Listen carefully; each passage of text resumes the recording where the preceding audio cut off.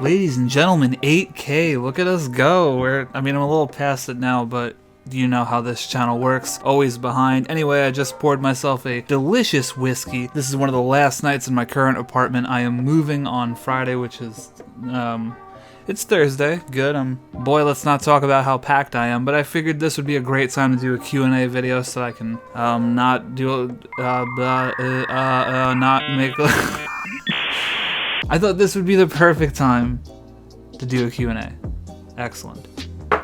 Let's answer those questions.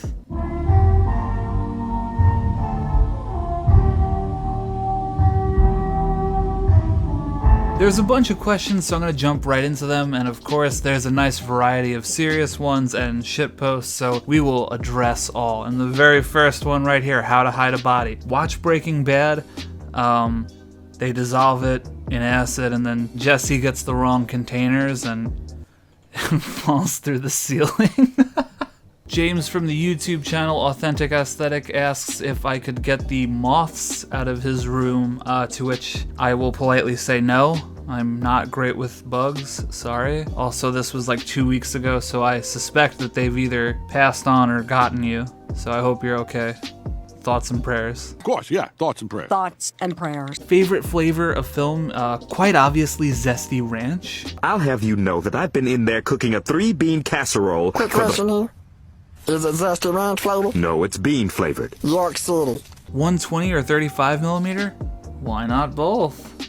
What got me started in photography and YouTube? Okay, big question, I'll try and be brief. In terms of photography, I kind of went in depth on that in that video I made on Matthew Stern's channel, so I'll link that below. My first console ever was the Nintendo 64, and the first game I had for it was Pokemon Snap. I got so into it that I ended up asking to use my dad's camera, and the rest was history. Not gonna lie, I was pretty good at that game. Too bad those skills never really translated to my actual photography, and then I asked my parents for a camera for Christmas after that. That's technically where I started, and it was like a really crappy like point and shoot from Kmart. I don't even vaguely remember that camera. It was like a little silver box basically. In terms of YouTube, I started that because I wanted to be like my idol Jake Paul. Coincidentally, I think I talked a little bit about how I got started on YouTube in the last video about the flip camera. It was just from recording my band and stuff like that. We were just uploading, and from there I made a bunch of different channels. I did some for my filmmaking, I did some video game stuff, and here I am. So on that same note, my first camera, like I said, it's that little silver weird one from Kmart. I don't remember anything about that one, it's lost to the ages. But my first big boy camera was actually this Minolta, and my dad got it for me off eBay, and I was actually really sad because as I was packing, when I picked it up, it's damaged on the inside, so I need to get it fixed because, first of all, there's a roll of film in there, and who knows how old that is. But I mean, that camera too, there's just a ton of memories on there. I learned the very basics on there, I used it throughout high school. That's one of those sentimental cameras that won't ever go. Hashtag Minolta gang. My desert island camera. I think some of my film people here are gonna be a little upset with me, but I don't care. I think right now in this moment it's probably my Fujifilm X100F. I've been using that one so much. I've been shooting a lot of COVID related stuff on there, a lot of street photography. I feel like honestly that camera can do anything. It's got the nice film simulations, it fits in your coat pocket. It's a pretty dope, reliable camera, and review is coming soon, TM. Lightroom or Photoshop, I am definitely more of a Lightroom user. Not to knock Photoshop or anything like that, because it is very powerful. I like the layers and all that fun stuff, but for what I do specifically, I feel like Lightroom makes a lot more sense because I don't edit my photos that heavily. I don't really feel the need for layers or the really, deeper clone stamping or anything like that. I tend to kind of fall into the camp of being against skin retouching and stuff like that, which could be the topic of a whole other video. But for me specifically, I think Lightroom is just a workflow that makes sense, and the catalog, seeing all my history there means a lot to me. Go to Taco Bell order. If you're not going for the cheesy gordita crunch, you are fucking up. Next question. Where to find inspiration? I tend to take a lot of inspiration from movies, TV shows, and cartoons. If you want some recommendations, I really love a lot of the stuff A24 does. Call me a hipster, I really don't care. I really love the movie Hereditary. Midsummer's really cool. Uncut Gems is awesome. They just tend to make films that aren't the norm, which kind of makes them stand out to me. In terms of TV, Breaking Bad's a masterpiece, must watch. Anything Edgar Wright has done is a must watch. Christopher Nolan, obviously. In terms of cartoons, I just started watching One Piece, and I'm really fascinated by the way everything's drawn, especially the earlier episodes, because they look pretty bad. And Miyazaki's work has always been really beautiful and inspiring. Check out Jacob asks, when guys make pee-pee, are they pee-peeing out babies? Yes. Deep Fried Memes 2.0. How about no? Just kidding, I have another one coming soon. When did I turn photography into a serious pursuit, and did I receive criticism? I don't think there was a specific moment where I was like, okay, now I'm doing this. It was kind of a very gradual process. I think a lot of it coincided with my first real job because I started working in TV. I had a lot of friends who were really into photo and video stuff. I bought my first camera, which was a Canon 60D, and I started shooting a lot more, and then before I knew it, I was doing weddings and so on, doing astrophotography. In terms of criticism, you're always gonna get criticism, whether it's from people you know, your family, your friends, or you're online. There's certainly been criticism that I've grown from, that I've found very valuable. There's also plenty of comments I get online that make me say, okay. I think as a creator, it's really important to tell the difference between the two: criticism that's coming from like a positive, constructive place, and criticism that's basically someone telling you to go fuck yourself. I think you can disregard the latter because there's plenty of people that do that. And when someone criticizes you and tries to help you grow, I think that's pretty important. And I think, especially from some of the earlier videos, some of the comments I received really helped the direction of this channel. So yeah, that's my 2 cents. Sean Tucker made a really great video on the topic. I don't know him or anything like that. Let's make him my friend though by going and watching his video. No, but seriously, I actually send this video out to a lot of people when they're feeling crappy, because I don't think anybody's ever explained it better, in my opinion. I think one of my favorite shutter sounds is the Mamiya 645 right now. It's just so chonky and beefy. And the 6T Mark II has a really nice one as well. Honorable mention goes to my K1000. Penis. I deleted my TikTok. I needed to put this somewhere.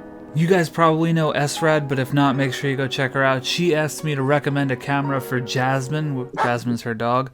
This one looks good to me. Made for dogs camera. Wherever you are, keep your fur baby close. Furbo. What the fuck was that? What is this?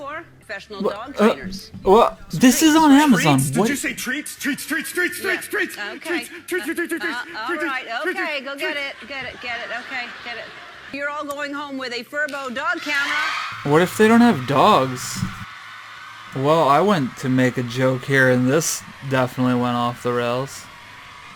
It's 200. This thing's 200 bucks. Okay, after spiraling out of control there, the next question is Big meaty claws! if I could be resurrected as a camera. That's a really interesting one. Definitely not one of those Xbox Live Vision cameras, because people used to show their dicks a lot in Uno. That wasn't cool. I would want to be something small and pocketable that like people would want to bring with them everywhere, but not valuable like a Contax T2, because then people would be afraid of like getting robbed and won't use it as much. Like something that's like crappy but reliable, like maybe my Fujifilm Discovery. But in all seriousness, if we're talking karmic retribution here, I think I would be reborn as the Polaroid Snap Touch, since I've been so mean to it. Rightfully so, it's not a very good camera. And on that same note, the worst camera I've ever used, well, the Polaroid Snap Touch is definitely up there. It's just a very frustrating, annoying, crappy camera. But for quite a while now, I've been in the background working on a bigger video about the Yashica Y35. And I gotta tell you, spoiler alert, that thing takes the cake. That has gotta be one of the worst cameras ever made.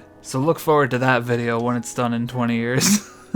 My favorite film camera right now is probably either the Pentax K1000, although it's starting to act a little weird ever since I accidentally drove away and left it on the trunk of my car and sent it flying off on a turn, but that's a different story. And I also really adore my Mamiya 645.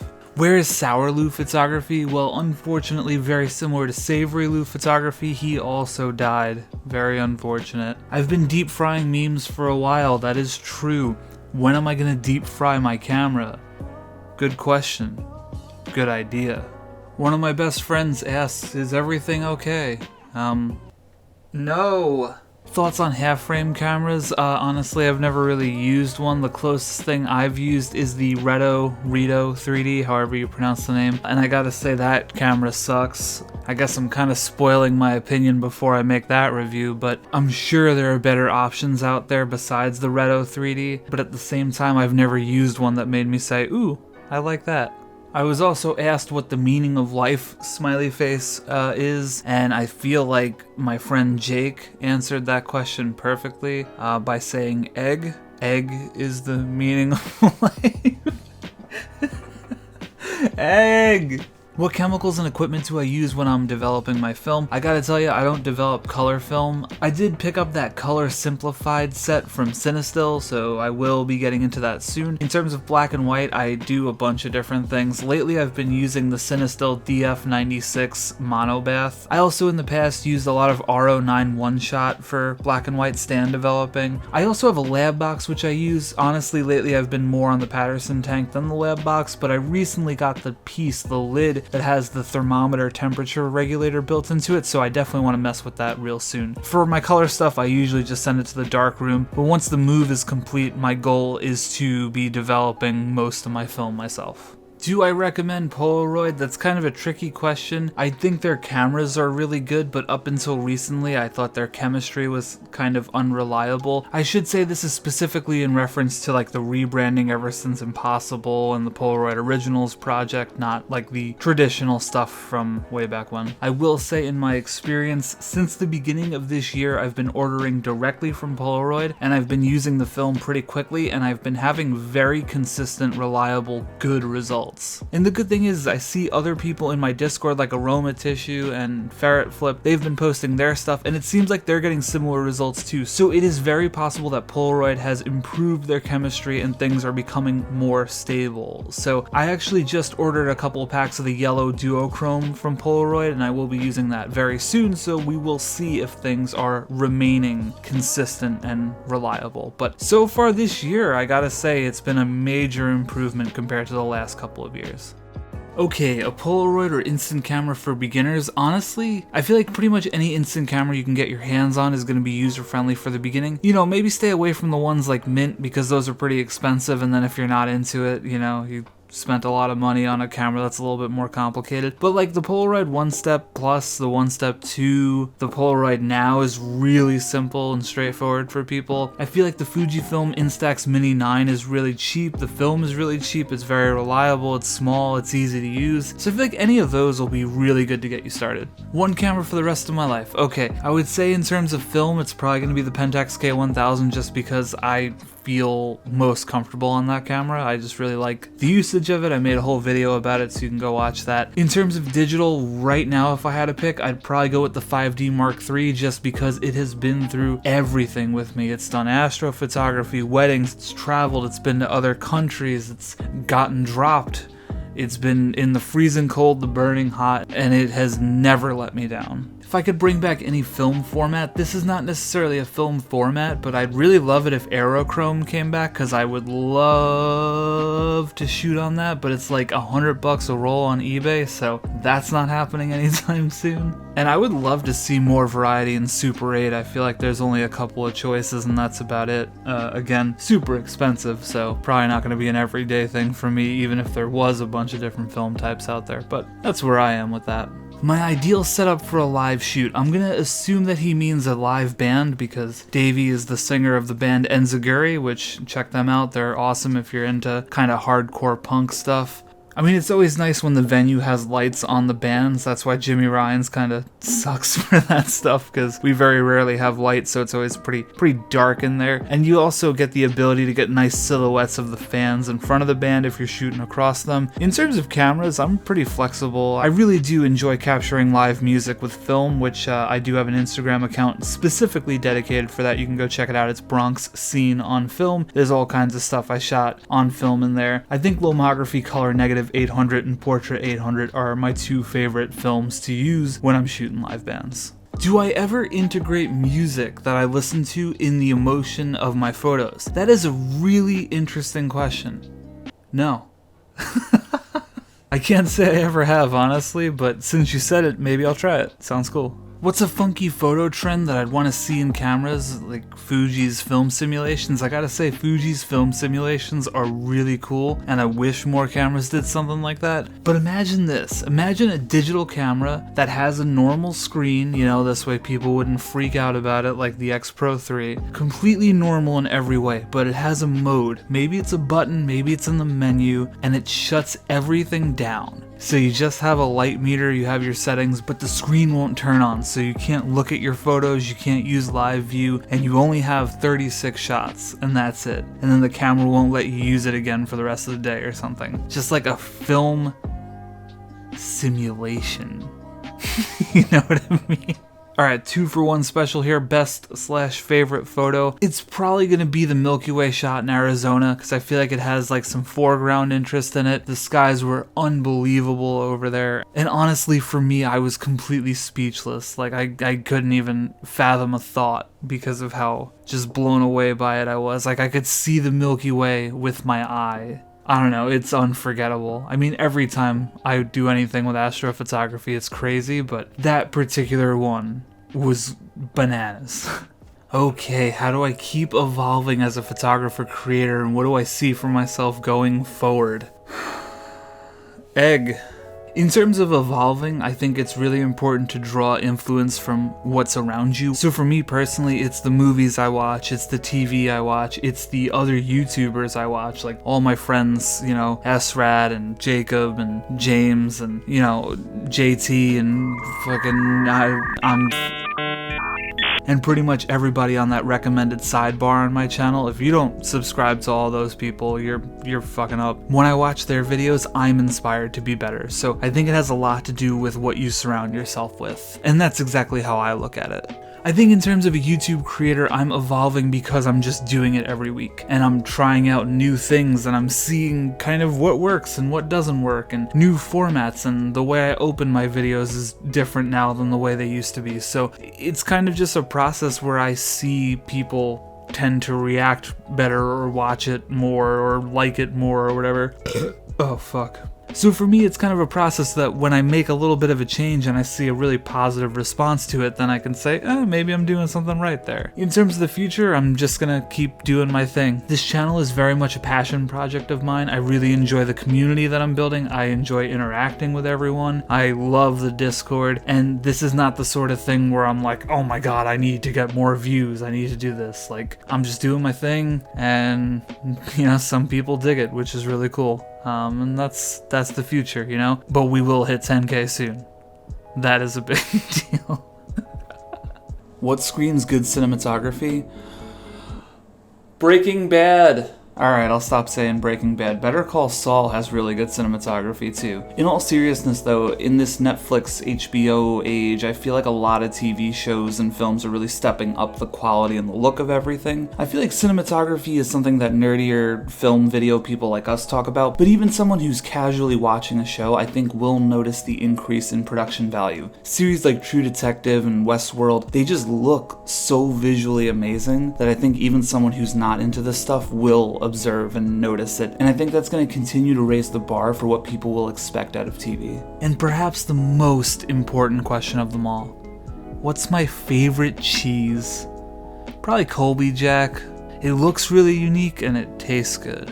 Okay, wow, that was a lot of questions. I think I got all of them. Thank you so much for sending them. Thank you so much for watching, for subscribing, for all the support, for all the comments, all the fun stuff, all the laughs, all the goofs, all the memes, all the everything. And if you guys can't tell, I'm talking to you from the new apartment, that's why everything sounds horrible. I'll fix that before the next video. But before we wrap things up, of course, we gotta talk about the weekly feature. This week's theme was nostalgia, and I'm giving it to Ferret Flip, aka Danis Maximus on Instagram. I really just love the colors and the composition. It feels very nostalgic, even though I wasn't there, don't know where there is. I just really love the shot. Great work. Check out the Discord, link is in the description below. Thank you for watching. Make sure you smash that subscribe button, share the video, and I'll see you in the next one. Alright, bye.